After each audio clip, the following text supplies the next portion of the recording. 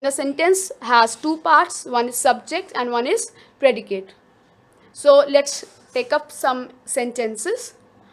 Read the following sentences. Rahul studies in the 4th grade.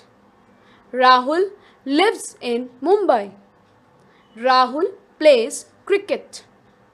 Rahul speaks many languages. Can you see anything common in the given 4 sentences? Yes, we can see Rahul, Rahul, Rahul and Rahul. So Rahul is common. Who is Rahul? Rahul is the person about whom the above sentences are written. The main point about whom the sentence is written is Rahul. So, the person or the thing that is being spoken about in a sentence, that is called subject. So, over here, the Rahul is subject.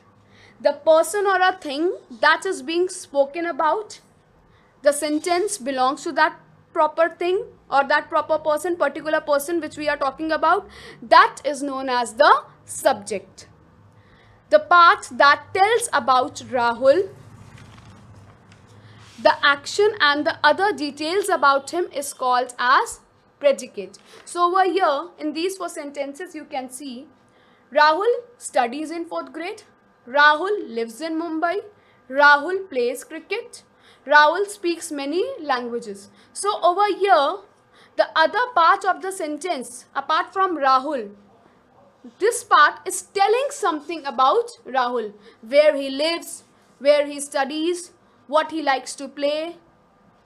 So the other part that tells about Rahul or that tells about a subject is known as predicate. So over here, Rahul, the person about whom we are talking, is the subject, and whatever the things which are talking about Rahul or we are telling about Rahul is termed as subject. So a sentence is divided into 2 parts, subject and predicate.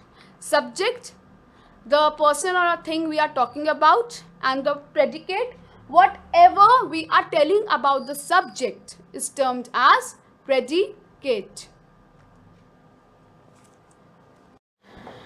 Okay children, so now you are aware what is the subject and the predicate. A sentence has 2 parts, subject and predicate. Now let's discuss in detail.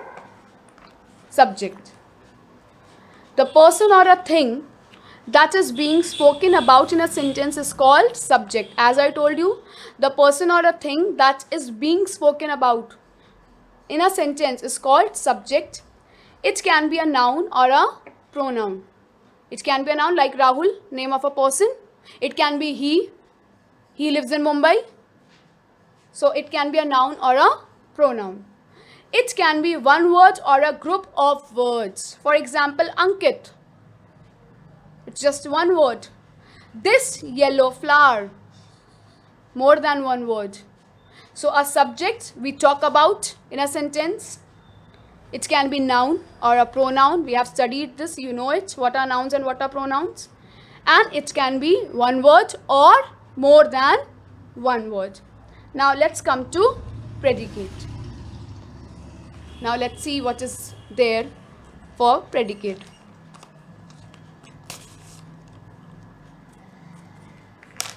Yes. So information given about the subject or work done by the subject is called predicate. Whatever information we are telling about the subject or the work done by the subject is called predicate. Like in earlier sentences, we saw over here that Rahul studies in 4th grade. We are giving an information about the subject, about Rahul. Rahul lives in Mumbai. We are telling about Rahul, where he lives. Rahul speaks many languages, work done by Rahul. So, information given about the subject or work done by the subject is called predicate. Next, it starts with a verb and is usually placed after subject. Over here, we have discussed earlier in the very first class, a quick revision I did of verb. That verb is an action word or it can be a helping verb too. So over here, Rahul studies in the 4th grade. Studies is a verb and it has came after the subject.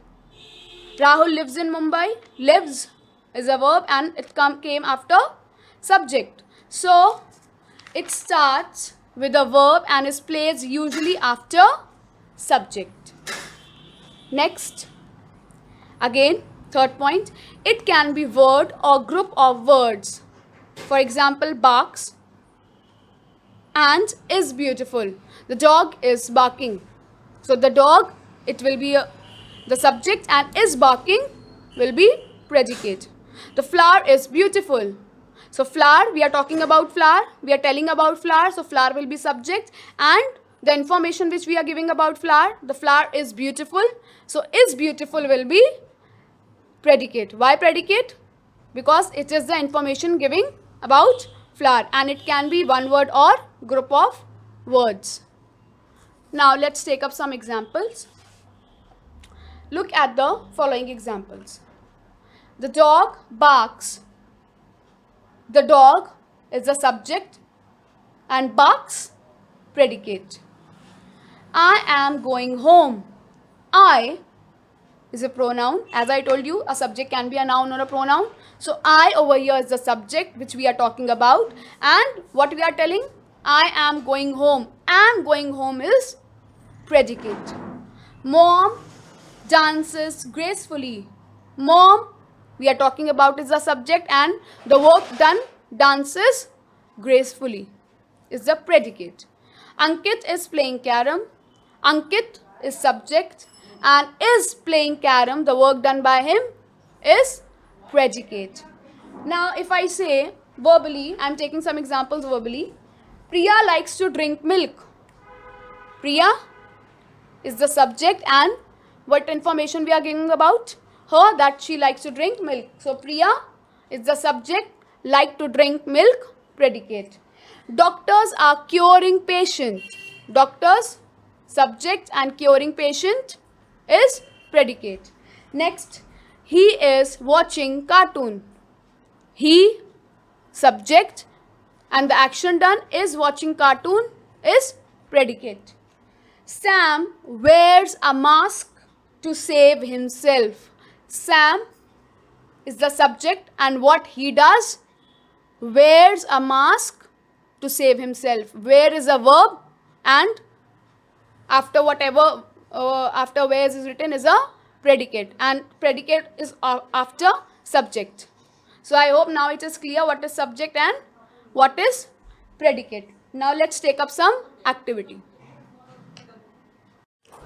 Okay, children, so over here you can see it's another activity. Over here, what you have to do, match the subjects with the correct predicates. Now you know what are subjects and you know what are predicates. So you have to match the subject with correct predicates using the same color. Means if you are using any of the color, if suppose you are using blue, so you are going to use blue for subject and predicate same and you are going to make a complete sentence. So let me take the first sentence. The players in the team and what can match with it? Is made from water? No. Are wearing red jerseys? Yes. The players in the team are wearing red jerseys. This is matching. So I am using, suppose I am taking yellow, you can take any color of your choice and you just have to match it.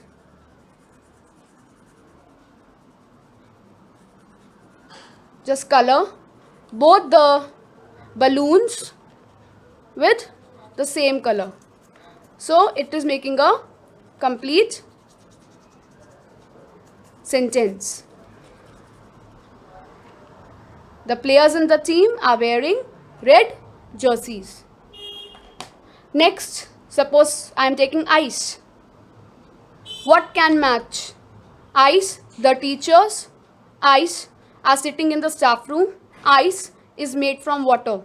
Which is more appropriate?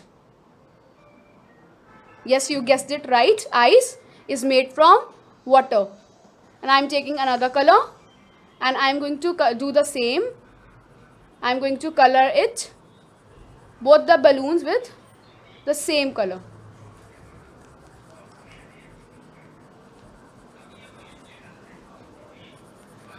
Please don't use watercolors or any other color.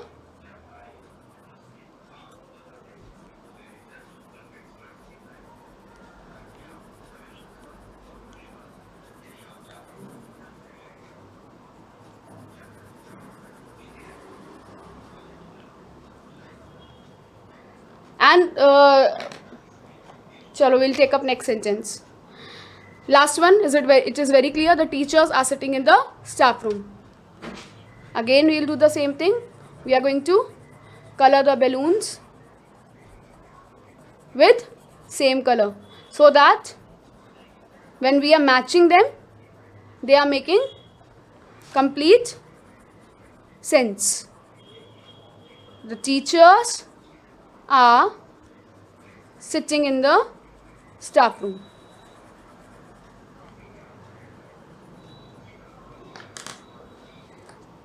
The players in the team are wearing red jerseys. Ice is made from water. The teachers are sitting in the staff room. So we have matched the correct subject with the correct predicate. Like this, you form a complete sentence. Now, this activity, you can take up any sentences of your choice and you can practice this activity in your rough register or any practice register. No need to do it in your fair notebooks. If you want to practice, since it's a fun activity, you will enjoy. If you want to do it, you can practice this. Tell your parents to give you sentences and you can practice this in your rough notebook. No need to do this in your fair notebook. It's just an activity and explanation so that it's clear to you how to find subject and predicate and make a complete sentence. So you can do this in your rough register, revision register, or in any other register. No need to do it in your fair notebooks.